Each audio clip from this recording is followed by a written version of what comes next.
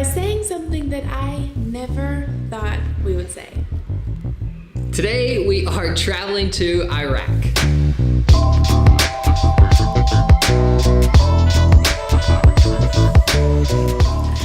As Americans, I feel like growing up, the only things we ever heard about the Middle East were things like war, violence, corruption. But the more that we've traveled this part of the world, the more we've realized that the people in the Middle East are the kindest and most hospitable people in the world. Even though we have a completely different view of the Middle East than before we started traveling, Iraq is still a place that I never thought we would visit. Just listen to what the US government says about traveling to Iraq. It is listed as a level 4 do not travel zone. And if you decide to go to Iraq, the government suggests drafting a will and designating an appropriate insurance beneficiary, and then discussing a plan with your loved ones regarding care and custody of children's pets, property, belonging, liquid assets, and funeral wishes.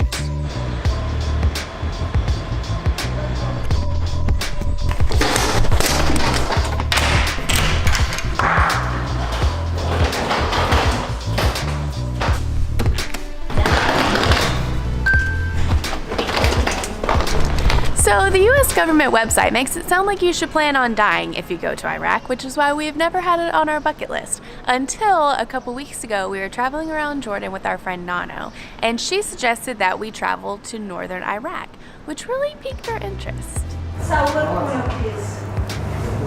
We couldn't leave without one last kunafa. We were literally like jumping in the taxi to the airport, and I was like, one more. This is the bakery that was closed the first time we came here. Nate is so happy we're getting to experience it. Oh, you didn't even do the bread with it. I think it's going to be the best kunafa yet. It's just swimming in syrup. Whoa. I need like a fork so I can twirl the cheese around. Oh.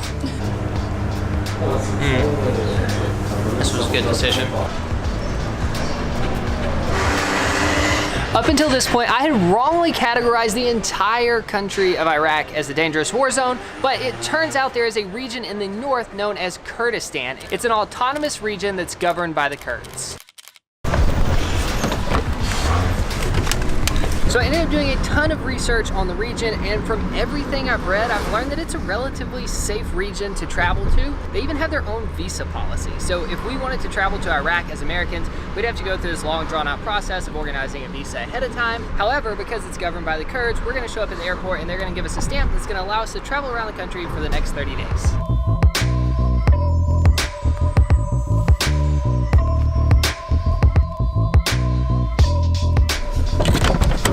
So it's relatively safe. It's a free visa. It's Iraq, so we figured, why not? But first, we're going to the lounge. This is the lounge. It feels like the entire airport.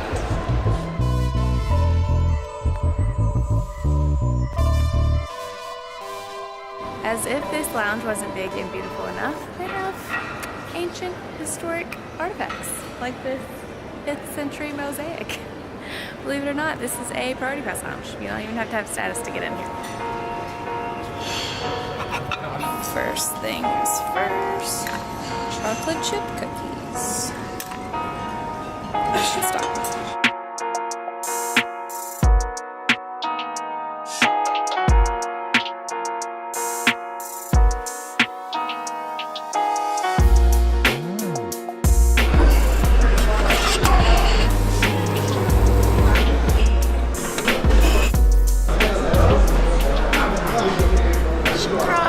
Coffee is good and strong.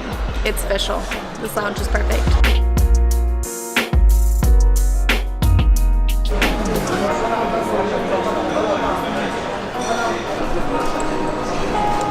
So we just had to pass through a second security check, and as the guy handed us our passport back, he said, "Good luck."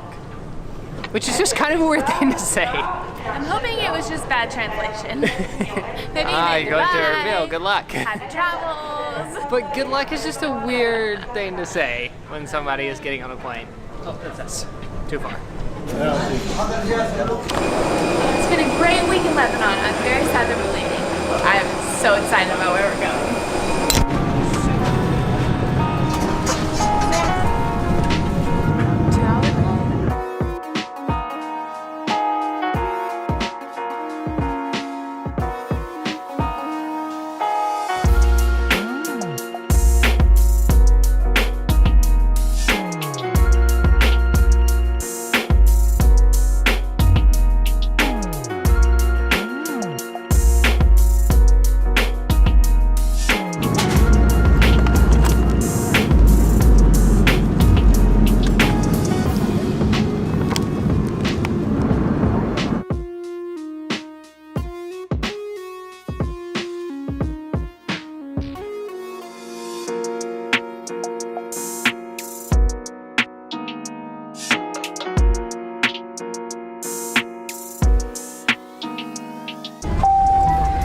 Ladies and gentlemen, welcome to Erbil. The local time is 4:45 p.m. and the outside temperature is 16 degrees Celsius.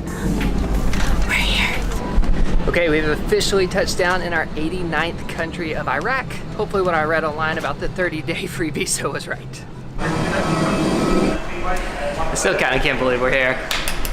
I'm so excited. Just like seeing the Iraqi Airways planes outside as we were coming in just felt crazy.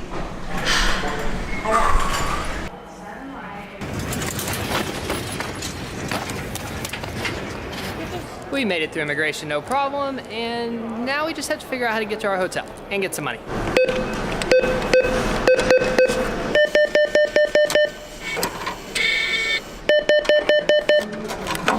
Whoa, cool money.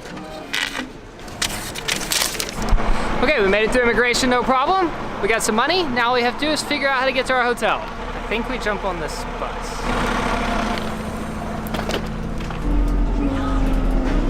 That's so nice.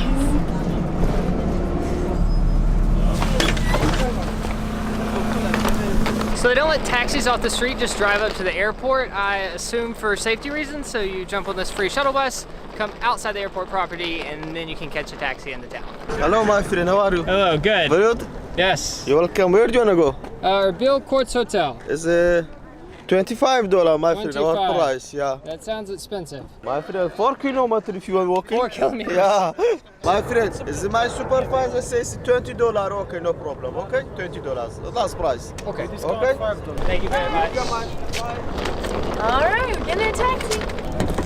Here we go. I can't wait to see more of Erbil. Seems like the official airport taxi is the only option because nobody else is allowed to like come into the airport. And normally I'd walk outside of the airport and try to figure something out, but I figured I'd just pay for it this time. But I will say, everyone was very nice. And they even gave me a little bit of discount because we stood there long enough. Basically, we told them that we weren't here for business and we weren't going to be able to just give our receipt for So I reimbursement. kept saying, we'll give you a receipt, we'll give you a receipt. I think they're used to just like tourists traveling here.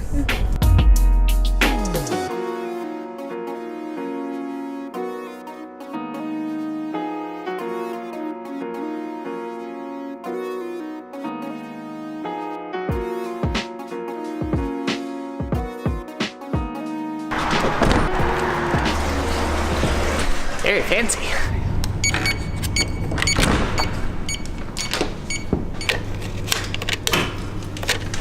Oh, not bad. 3 beds. Yeah, this is huge. Bathroom's super nice. There's a selfie light in there.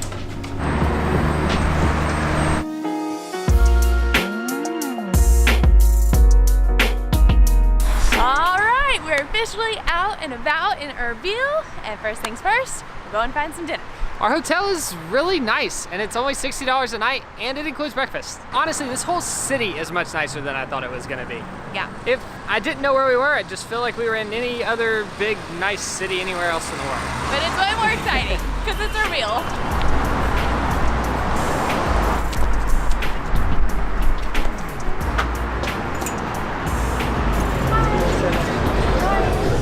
We asked the guy at our hotel where we should eat tonight, and he suggested this restaurant, and it was just right around the corner. The menu was huge and overwhelming, so I ordered a chicken shawarma plate because that seemed like a safe bet. And I just got a plate with this massive loaf of bread, with this other massive piece of flatbread, and an entire plate of meat and french fries. This is just for me.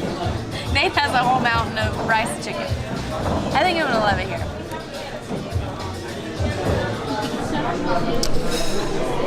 I feel terrible. It looks like I barely made a dent. I think we big time ordered like Americans. I think we probably should have ordered like 1 main dish to split and then like a few small mezzies to go along with it, but instead we got 2 massive meals. We didn't know. I didn't know I was getting this huge thing.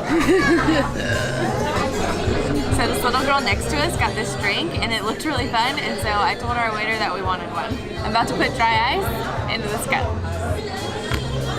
Ah!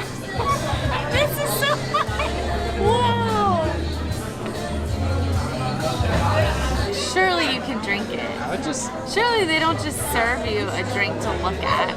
Can I drink this? Yeah? No? No drink? Really? I don't think you drink it. And he brought us another one. Woo! I'm so confused. He said no, and then he brought another one. This one's purple. So what should we do? Do you drink this or no? No drink. You don't drink it. I was so fun. Dangerous. Okay. He said dangerous. I was so fun. There's a chance that that's the equivalent to like a toy and a Happy Meal. Like maybe this is what they bring kids after the meal, just as like a treat. No wonder they thought it was so funny when we ordered it. They brought us the second one. Like, wow, the Americans enjoyed it so much. Better bring them another one. So we asked for the bill, and instead of bringing us a check, they brought us a huge plate of crepes for dessert. And we obviously looked very shocked, and the man said, it's supposed to be a surprise. It's dessert. I love it here. And it's chocolate. It's so good. Oh, good. Thank you. Hey, normal. Just what we needed. More bread. What a funny night. Before we move any further into this Iraq series and in this video, we just wanted to clarify one thing. And that's that we didn't come here like seeking to push what's safe with travel. If anything, this should be a testimony to how much we've learned about the world over the past 3 years and how much travel has opened our minds, because tonight we're in a place that we never thought we'd be. There are so many places that I either didn't want to go to or I was too scared to go to that we've ended up traveling to these last 3 years. And every single time, as soon as we get there, my eyes are just open to this whole new world, and my perspective is totally changed, and it's such a great feeling. So that's really what we're here hoping to do. We're hoping to expand our view of the world and learn something about a country and a culture that we really didn't know anything about until like a week ago. But first, we're going to the lounge. Wasn't me that time. So we just had to pass through a second